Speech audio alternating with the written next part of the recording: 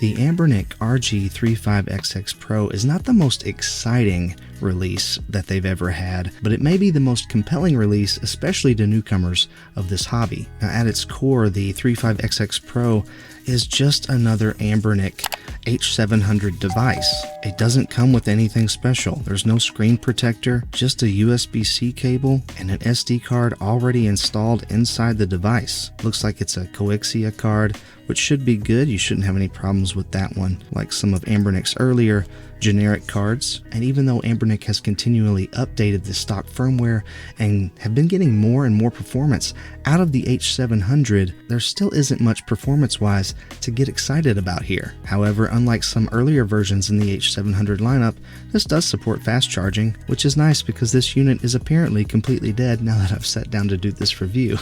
But one of the reasons it becomes so compelling is the price point. This is a $50 handheld. Now you should already be thinking, oh, that's a pretty good price, and that's because it is. I recently did a comparison video that I'll link up here in the corner about the Powkiddy V20, the Battle XP G350, and the R36 Max, and those are all vertical handhelds that have their own pros and cons, but none of them are quite as nice as the 35XXPro, and all of them cost just a little bit more. And with that in mind, it becomes extremely difficult to recommend any of the three of those when the RG 35XXPro exists. Now, spec-wise, this is running on the H700 quad-core processor that we've seen in a lot of other budget Anbernic devices. It also has that dual-core G31 GPU and 1 gig of LPDDR4 RAM. It has a 3200 mAh lithium battery that's supposed to last for around 7 hours, and a 640 by 480 display. And honestly, this is one of the easiest reviews I've ever done because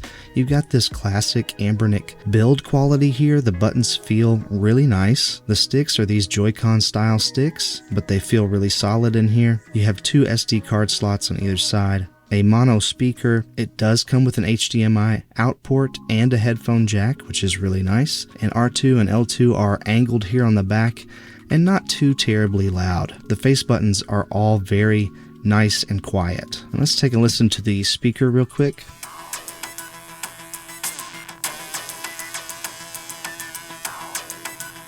And honestly, the speaker sounds pretty good. One weird thing is that it does look like the speaker's down here in the corner, and that's not true. It is not in the corner. It is actually down here on the bottom. So it's a little weird that they put it here, but I guess that visually and aesthetically kind of makes sense. And although I don't like downward firing speakers, I'm not even going to knock it because, again, this device retails at $50. And one of the things that's so crazy about this low price is that a lot of devices that are this low, they will lack Wi-Fi, they will lack Bluetooth, and we don't find that here. This has both Wi-Fi and Bluetooth capabilities. So you can do a Bluetooth controller here. You can connect to Wi-Fi for retro achievements. Hang on, let me try to take these guys down real quick. Whoa, man, a lot of them. I don't know if I'm going to survive this. So Bluetooth, Wi-Fi, retro achievements, wireless controllers, and that HDMI out port. Great buttons, a nice display, dual thumbsticks, and a 7-hour battery life? For $50? This is a no-brainer. And if you're like even just wanting to pick one up, whether it's for yourself or as a gift for a friend or a family member, I just don't know that there's anything on the market this nice that can beat this right now. And if you know of a better deal than this, please let me know in the comments. But the R36S isn't this nice. It doesn't perform this well. The buttons feel a lot crappier than this in my opinion, and it doesn't have Wi-Fi. You may be able to find it cheaper, but at $50, is it not worth just like saving a little bit and waiting and picking this up instead? I think it is. Oh, that really hurt. Okay.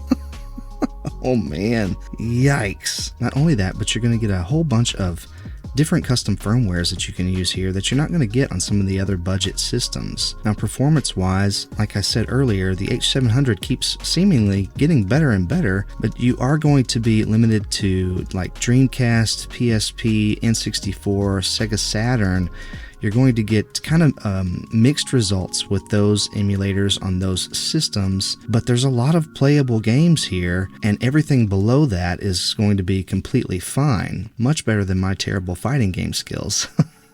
This is also a really decent size for pocketability. I think it slips into your pocket really easily. The sticks themselves don't protrude any more than the buttons and the D-pad. You have a nice laminated display that should be somewhat resistant to scratches. Even though I wouldn't carry it in a pocket with keys, it's definitely one that you can take with you on the go. So I really have no hesitation recommending this. I mean, if you find this on sale for $40, you could buy like 4 of these for about $160 and give them out as presents for Christmas. And I honestly don't know anyone who would be upset about receiving one of these as a gift. You can have thousands of games from your childhood in your pocket. I mean, this is like stocking stuffer territory at these prices. So like I said, not a lot of exciting stuff here in terms of what it can do. We've seen all this before, but it is compelling at this price and easy to review and easy to recommend. But I can't wait to hear your thoughts in the comments, so let me know below what you think about the 35XX Pro. Do you agree that this is a great value in retro gaming? I hope so, but until next time, stay kind and encouraging out there, and I'll catch you